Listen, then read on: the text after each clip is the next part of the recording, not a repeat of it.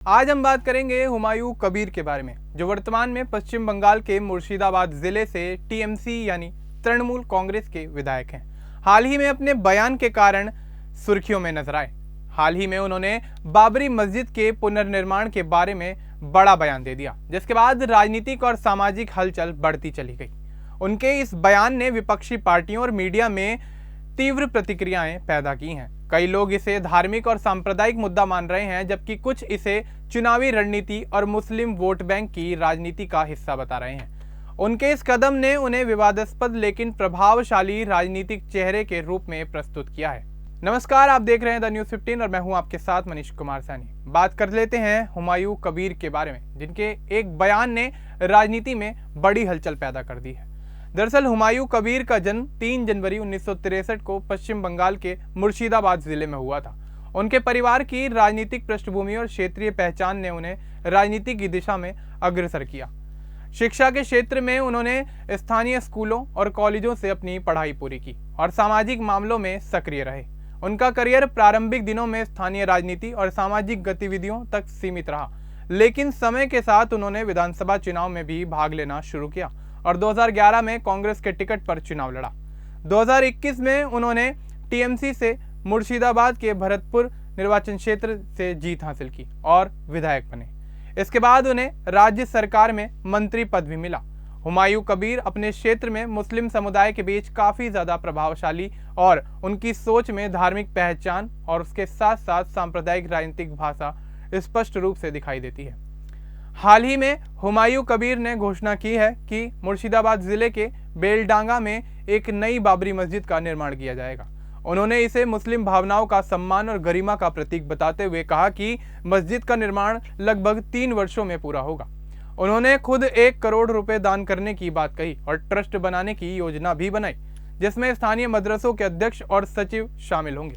उनके इस बयान ने बीजेपी सहित अन्य विपक्षी पार्टियों में विरोध और आलोचना को जन्म दे दिया है।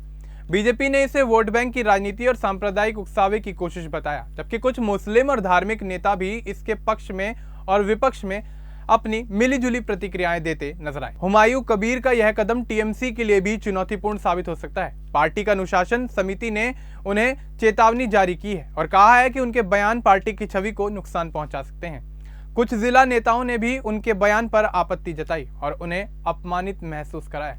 इसके बावजूद हुमायूं कबीर ने अपने फैसले पर डटे रहने का संकेत दिया और मस्जिद निर्माण को धार्मिक सौहार्द और मुस्लिम समुदाय के आत्मगौरव का प्रतीक बताया।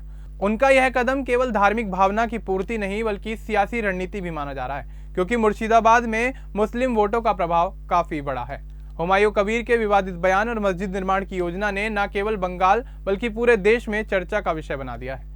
उनकी पहल ने बीजेपी को चुनावी मुद्दा देने का अवसर प्रदान किया है, जबकि टीएमसी के भीतर भी उनके कदम को लेकर मतभेद और असंतोष देखने को मिल रहा है। उनके बयान से यह स्पष्ट होता है कि बंगाल में आगामी राजनीतिक लड़ाइयों में धार्मिक और सांप्रदायिक मुद्दों की भूमिका महत्वपूर्ण होगी। हालांकि उनके समर्थक इसे धार्मिक गरिमा का सम्मान मानते हैं, विपक्ष इसे चुनावी लाभ के लिए उठाया गया कदम बता रहा है। हुमायूं कबीर का राजनीतिक भविष्य और उनकी योजनाएं आगामी चुनावों में महत्वपूर्ण भूमिका निभा सकती हैं। उनका कदम बीजेपी, टीएमसी और मुस्लिम वोटरों की राजनीति में नया मोड़ ला सकता है। चाहे उनकी मंशा केवल धार्मिक भावना की पूर्ति हो या वोट बैंक की राजनीति, एक बात तो स्पष्ट है कि उनका बयान और मस्जिद निर्माण की योजना बंगाल की राजनीति में लंबे समय तक चर्चा का विषय बनी रहेगी।